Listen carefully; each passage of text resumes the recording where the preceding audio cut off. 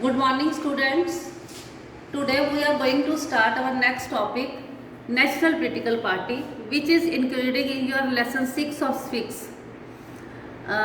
जिन भी कंट्रीज में डेमोक्रेसीज है वहाँ पर federal system of power sharing adopt किया होता है। आपको फेडरल सिस्टम पता है, power shared between the different level of government, central government, state government and local government. तो वहाँ पर 2 टाइप ऑफ पॉलिटिकल पार्टीज की ज़रूरत है। वो पार्टीज जो फेडरल मतलब पूरे कंट्री में इलेक्शन लड़ती हैं, it is called national political parties. और जो पार्टी जो है फेडरेशन के यूनिट्स में इलेक्शन लड़ती है उनको स्टेट पॉलिटिकल पार्टीज बोला जाता है। ये चीज़ इंडिया में भी है। There are some countries wide parties. India में कुछ पार्टीज ऐसी हैं जो पूरे कंट्री में इलेक्शन लड़ती हैं, उनको हम नेशनल पॉलिटिकल पार्टीज बोलते हैं। For example Congress, BJP, Janata party, CPI-M, CPI, Samajwadi party. These parties, ये जो पार्टीज हैं इनकी अपनी यूनिट्स वेरियस स्टेट्स में होती हैं, अलग अलग राज्यों में इनकी अपनी यूनिट्स होती हैं। But by and large all these units जो हैं, इनकी जो सब यूनिट्स होती हैं, वही पॉलिसीज़, वही प्रोग्राम्स और वही स्ट्रेटजीज अडॉप्ट करती हैं जो नेशनल लेवल की जो पार्टी है वो डिसाइड करती हैं। मान लो जैसे पंजाब में जो बीजेपी है, इट इज़ एसोसिएट विद जो अकाली दल है, it is associate with BJP. वो अगर पंजाब में अकाली दल की गवर्नमेंट है तो वही पॉलिसीज़, वही प्रोग्राम अडॉप्ट करेगी जो उसको नेशनल लेवल की बीजेपी कहेगी। एवरी पार्टी जो है अपनी कंट्री में, इंडिया में, उसको इलेक्शन कमीशन के पास रजिस्टर्ड होना पड़ता है। जैसे आपको स्कूल में रजिस्टर्ड होना पड़ता है तो आपके रोल नंबर जो सब कुछ होता है, उसी तरह से हर इलेक्शन पार्टी जो है इलेक्शन लड़ने से पहले उसको इलेक्शन कमीशन के पास अपनी रजिस्ट्री करवानी पड़ती है। वैसे तो कमीशन जो है, इलेक्शन कमीशन, सारी पॉलिटिकल पार्टीज़ को इक्वली ट्रीट करता है। बट जो एस्टेब्लिश्ड पार्टीज़ होती हैं और लार्ज पार्टी होती हैं उनको कुछ special facilities election commission provide करता है। क्या क्या फैसिलिटीज़ वो देता है?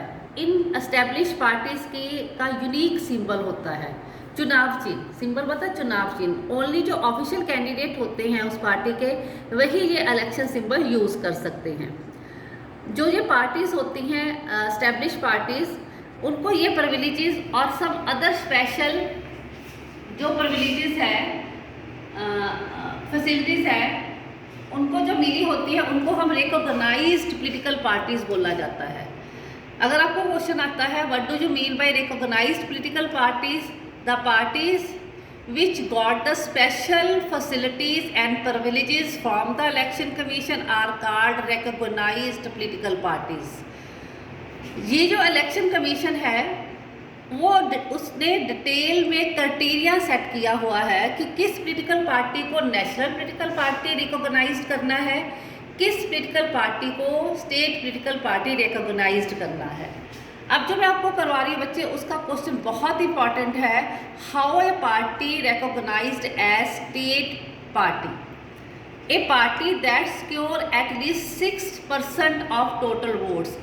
मान लो पंजाब में 100% वोट बनी है, जिस पिछले इलेक्शन में जिस पार्टी को उस 100% वोट में से 6% ऑफ वोट्स मिली हों लेजिस्लेटिव असेंबली की इलेक्शन में, और एट लीस्ट पूरे पंजाब में से उसको 2 सीट्स मिली हों, that party recognised as a state party.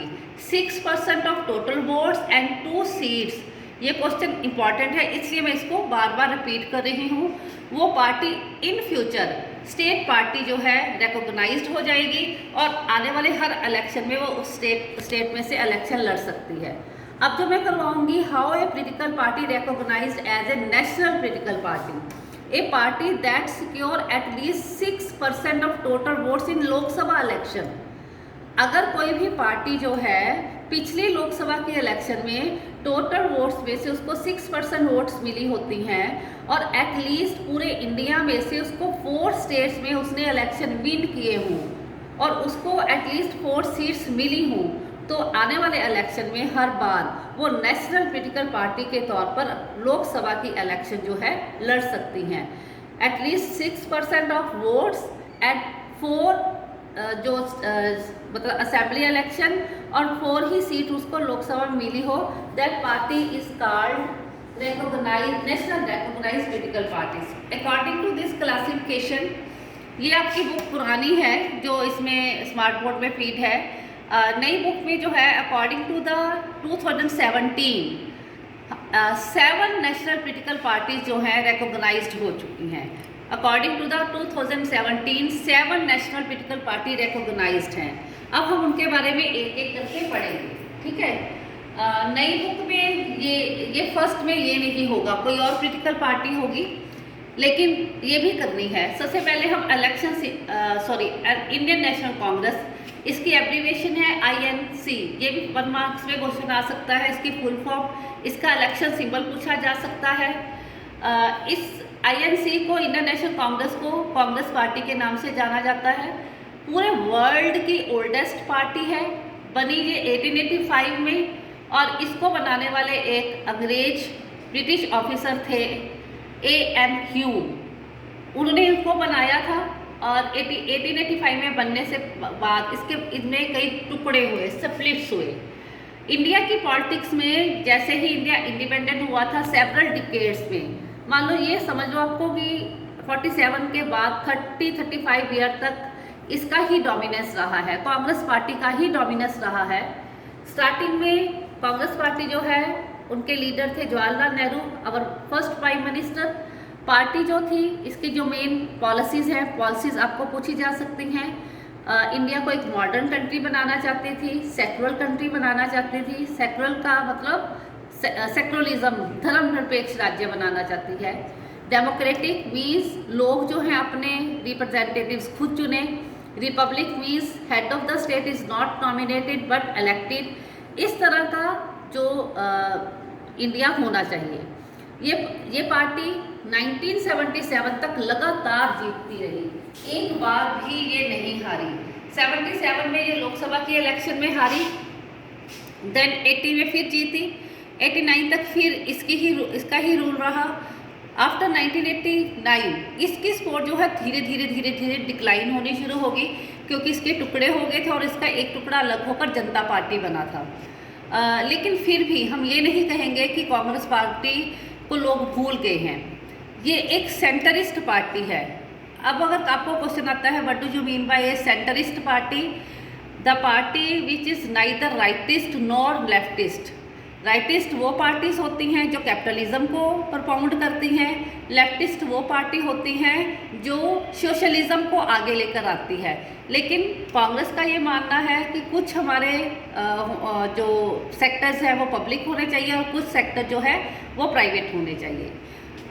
ये पार्टी जो है सेक्युलरिज्म को बढ़ावा देना चाहती है, welfare of the weaker section and minorities. जो हमारे देश में माइनॉरिटीज़ के लोग हैं, SC ST वुमेन, उनकी अपहोल्डिंग के लिए काम करती है। सपोर्टर्स, ये न्यू इकोनॉमिक रिफॉर्म्स को सपोर्टर है, बट उसका जो फेस है वो ह्यूमन फेस होना चाहिए। इसको आप क्लियर करो। मान लो इंडिया ने जैसे बिग मॉल बोर्ड्स इंट्रोड्यूस किए थे, उसके कारण जो रिटेल के लोग थे, जो हॉकर्स थे, उनका सामान थोड़ा कम बिकने लग गया था। तो इस पार्टी ने थोड़ा उसको रिफॉर्म किया था कि इकोनॉमिक रिफॉर्म तो करने पड़ेंगे, फॉरेन इन्वेस्टमेंट भी करनी पड़ेगी, लेकिन